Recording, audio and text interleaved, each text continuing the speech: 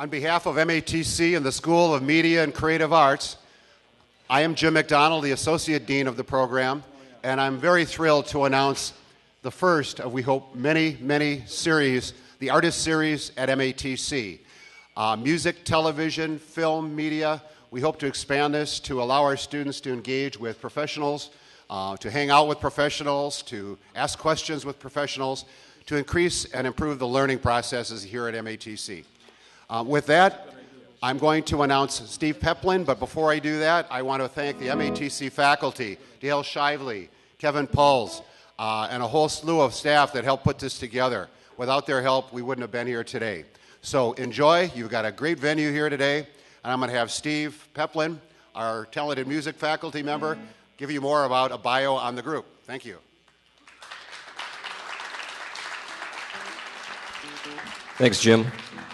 Our program this afternoon has two parts.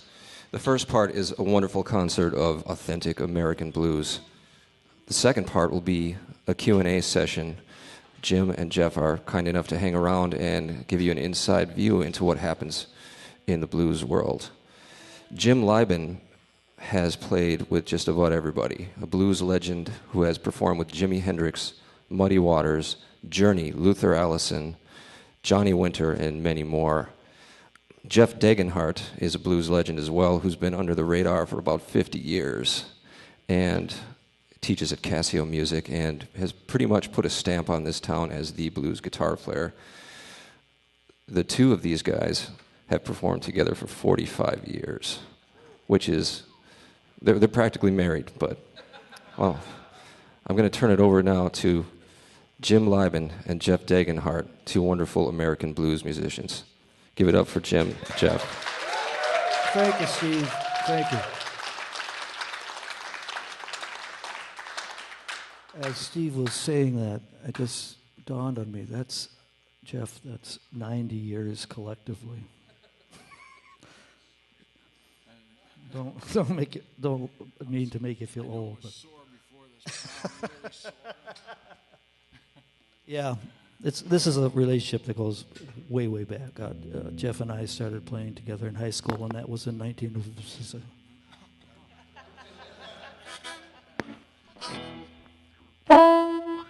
So, what we're going to start out the show with is a tune that was popular when Jeff and I were kids. Last week. Yeah. This was a tune that came out in the 60s. Might have even been the 50s. I don't know. It's all a blur. It's all a merciful blur. It was by an act called Johnny Otis, and he toured with a review, and it was a big rock and roll hit, but it was really based on the old rhythmic premise of shave and a haircut, 2 bits. Shave and a haircut, 2 bits. Shave and a haircut, 2 bits. And, which has become a classic groove in rock and roll. If there's anybody in this building who hasn't heard that, I'm going to ask you to leave right now.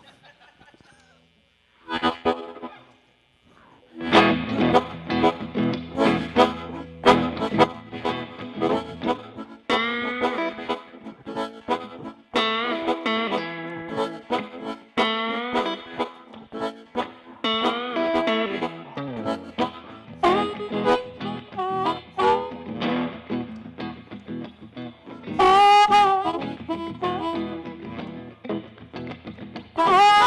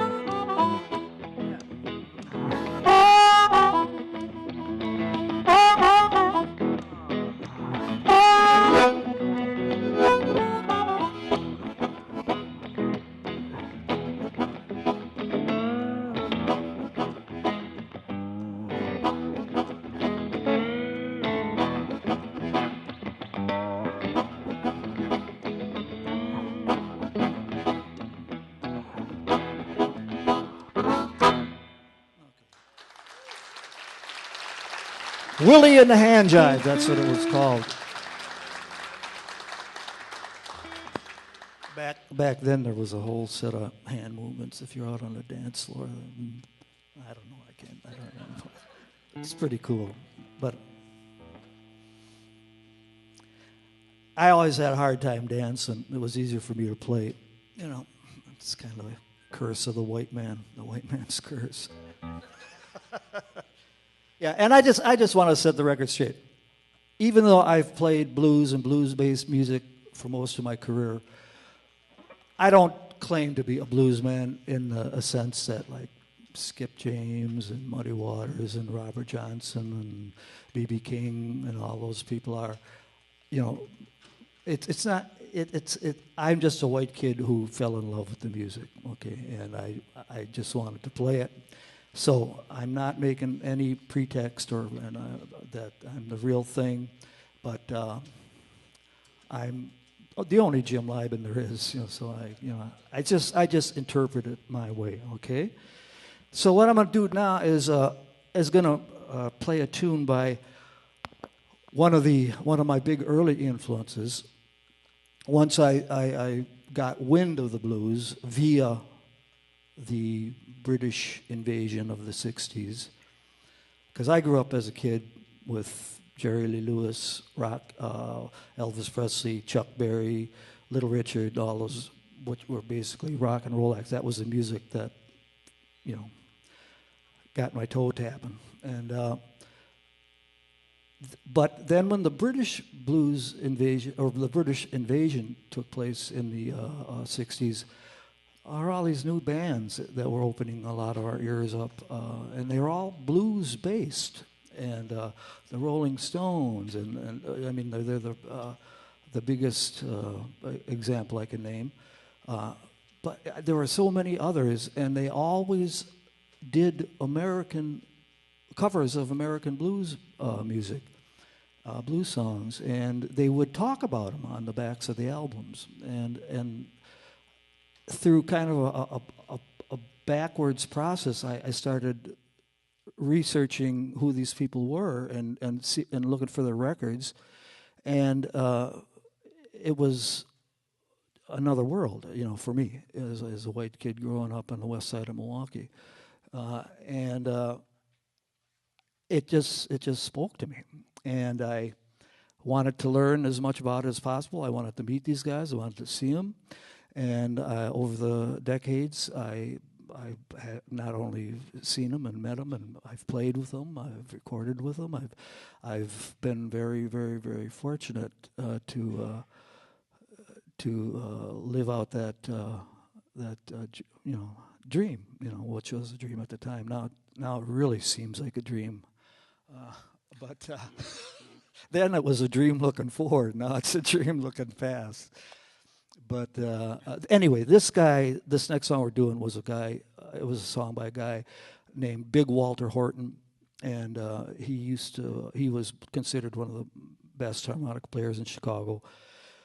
And he would come up to Milwaukee from time to time and play at this little coffee house on the east side called the Avant Garde, and he would come up usually with another blues guitar player, mandolin player, singer, Johnny Young, and they would usually bring up a band. And through that contact, I eventually got a chance to go down to Chicago and hang out with him and in his house, and Jeff and I used to play with him, and he was a character. But anyway, this is one of the songs that he did, and I hope you enjoy it.